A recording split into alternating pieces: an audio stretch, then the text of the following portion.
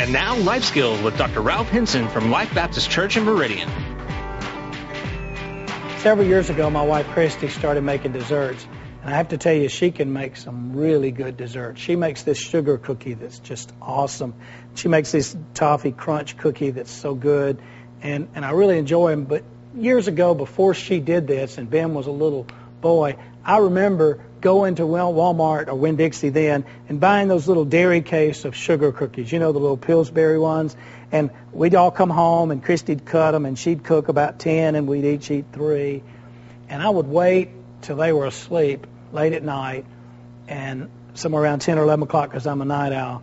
And I would go sneak over and I'd turn on the oven and I'd wait for it to get to the 325 degrees. And I'd open the drawers very slowly underneath and I'd pull the pan out. And she always kept them stacked up. I didn't want to make any noise because she'd hear me.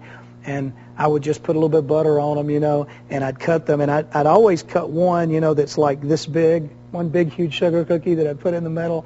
And I'd put 10 or 15 of those cookies and I'd slip them in the oven, and I'd be very careful so you didn't hear that door squeaking, you know, and I'd put it in. And I wouldn't use the microwave because she'd hear it beep, so I'd check my watch and I'd time it.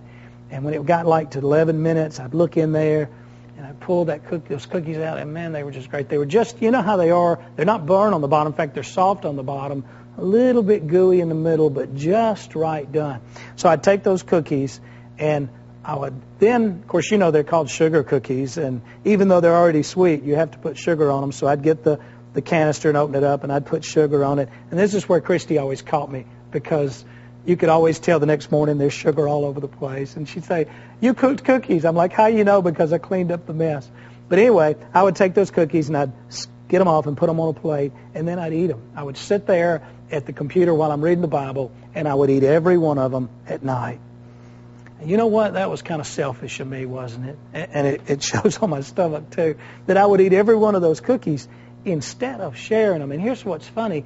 There were plenty of them in the case, and we could always go buy some more, but I was selfish about that. And God kind of spoke to me about that. In Hebrews 13:16, it says, "Don't forget to do good and share with other people. These are the sacrifices that please God." So instead of being selfish, we need to share what we have. And I want to tell you that when you do that, God lets you, He'll bless you, and He'll give you things. And when you hoard them, you just kind of get fat in your own life. But when you share them with other people, you get real blessings. And God just starts working in your life.